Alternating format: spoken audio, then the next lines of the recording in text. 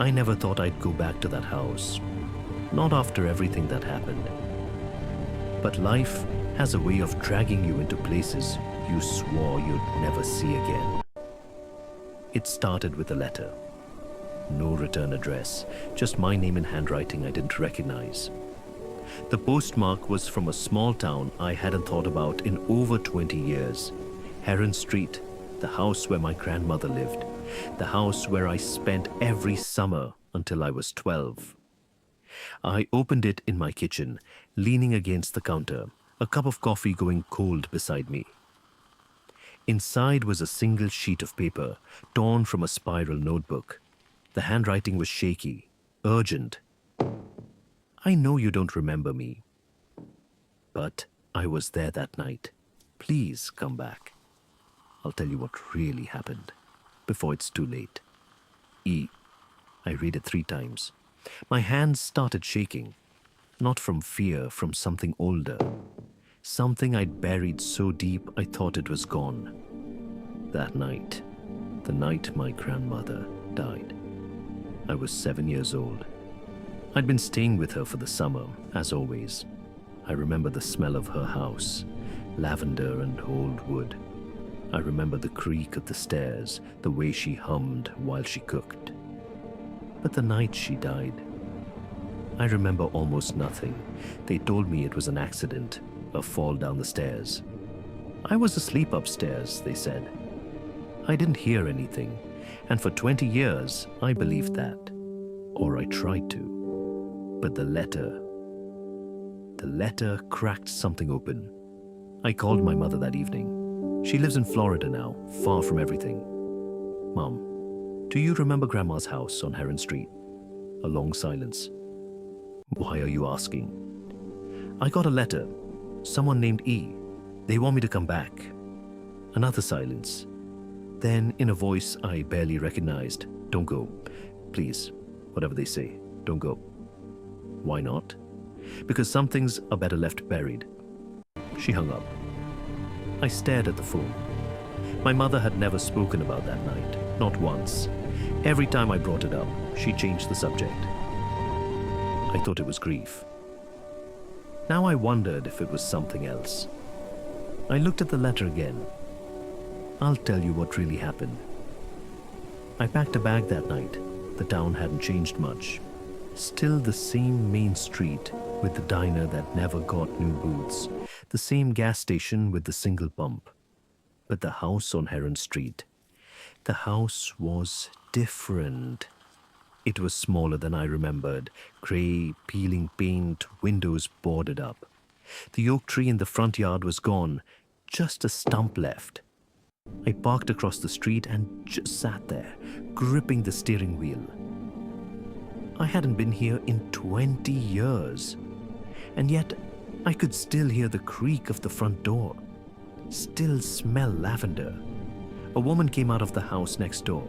She was older, maybe 70, with silver hair and a face full of lines. She looked at my car, then at me, and stopped. "You're Eleanor's granddaughter," she said. Not a question. I got out. "How did you know?" "You have her eyes." She came closer, wiping her hands on her apron. "I'm Edith. I wrote you the letter." I stared at her. I didn't remember Edith. But she was looking at me like she'd been waiting for years. "You said you'd tell me what really happened," I said. She glanced at the house, then back at me. "Not here. Come inside. I'll make tea." Her house was warm, cluttered with old furniture and stacks of books. She sat me at the kitchen table and put a kettle on. Then she sat across from me, folded her hands, and said something I'll never forget. "Your grandmother didn't fall." The room seemed to tilt. "What do you mean?" "She was pushed, or she jumped. I never knew which. But I saw it. I saw everything. I couldn't breathe." "Why didn't you tell anyone?" She looked down at her hands. "I was scared. And they made me promise not to." "Who?" "Your family, your mother, your uncle. They said if I told, it would destroy everything. So I kept quiet. But I've been carrying this for 20 years, and now I'm old. I need someone to know the truth before I go. I felt like I was drowning. Start from the beginning. She poured the tea, hands trembling. Then she began.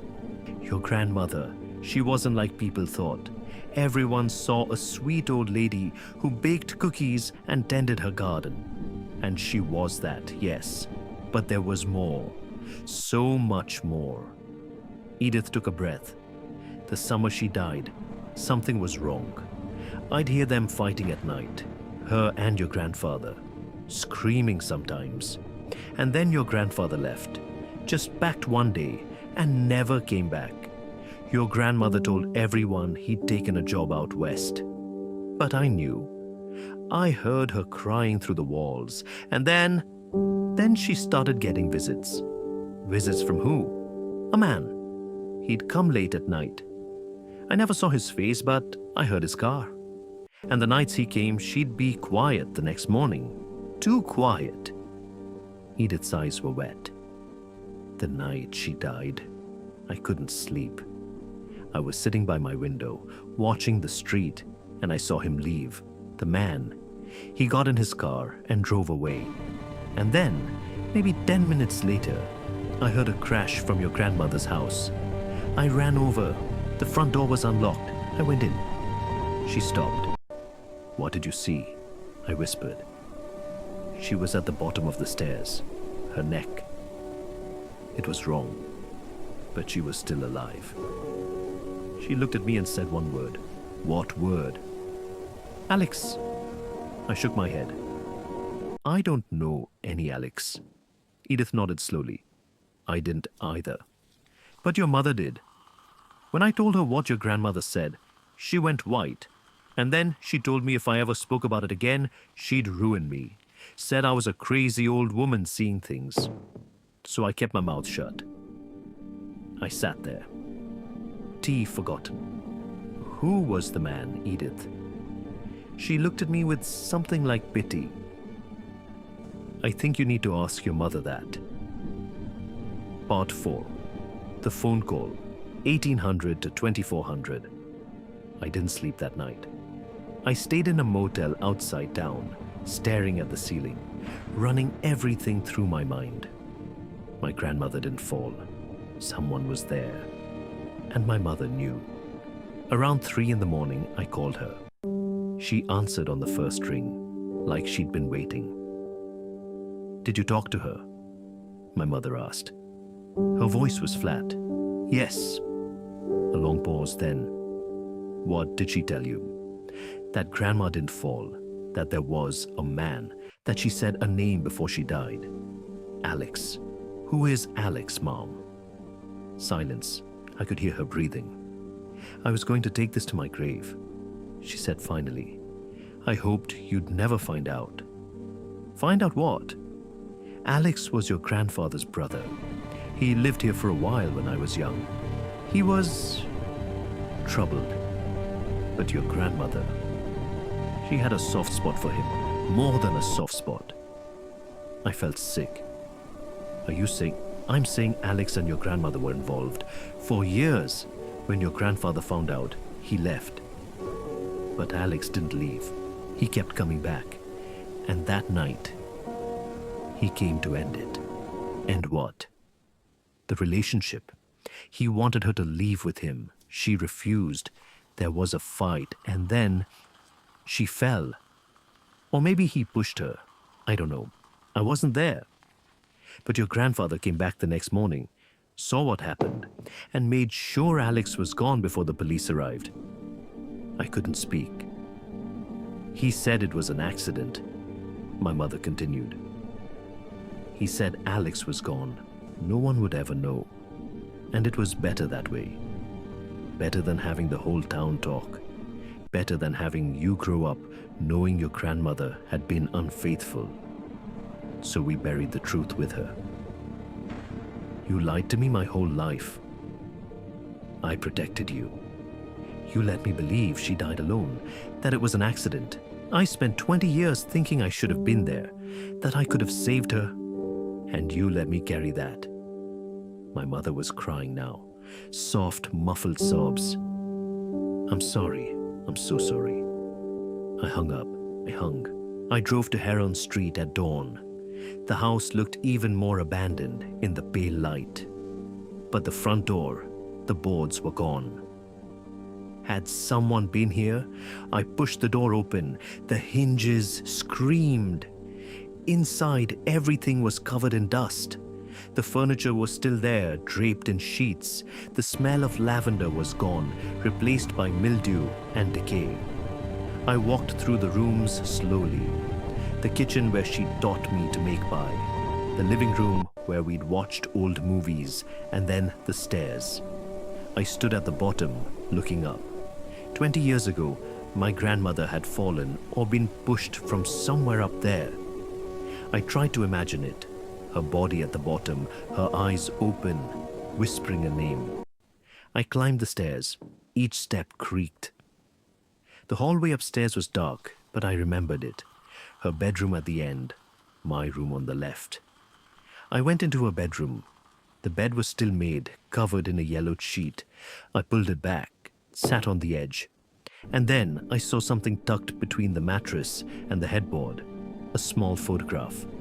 I picked it up, my hands shaking. It was an old Polaroid, faded and worn. In it, my grandmother was younger, maybe 30. She was standing next to a man, not my grandfather. A man with dark hair and a smile that didn't quite reach his eyes. On the back, in her handwriting, Alex, summer 1978. I stared at it for a long time. This was the man who had been in her life, the one she'd loved, the one who might have killed her. And now, I knew his face. I put the photo in my pocket. And then I saw something else.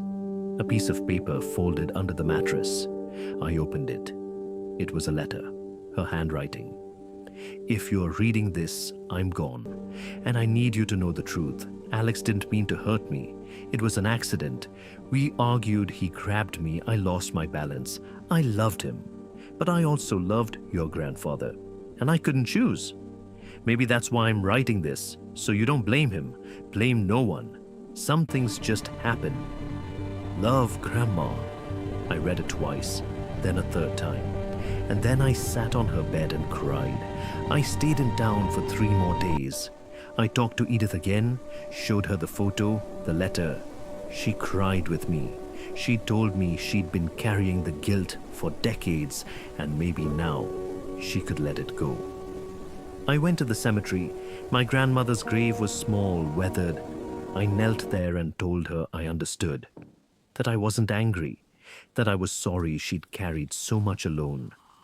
I never found Alex. I searched online, asked around, but he'd disappeared after that night. Maybe he was dead. Maybe he'd started a new life somewhere else. I'll never know. And maybe that's okay. Some truths aren't meant to be solved. They're meant to be carried. When I got back home, I framed the photograph and put it on my desk, not to remind me of the pain, but to remind me that people are complicated, that love and betrayal can live in the same heart, that my grandmother wasn't just the sweet old woman I remembered. She was also someone who made choices, who loved, who hurt. And that, maybe, is the real story. Not who pushed her, not who was to blame, but that she was human, and I was lucky to have known her. If there's one thing I've learned, it's this: the past doesn't stay buried. It waits. It waits for a letter, a photograph, a chance to be heard. And when it comes, you have to listen, even if it breaks you. Because sometimes breaking is the only way to rebuild. What would you have done if you'd received that letter?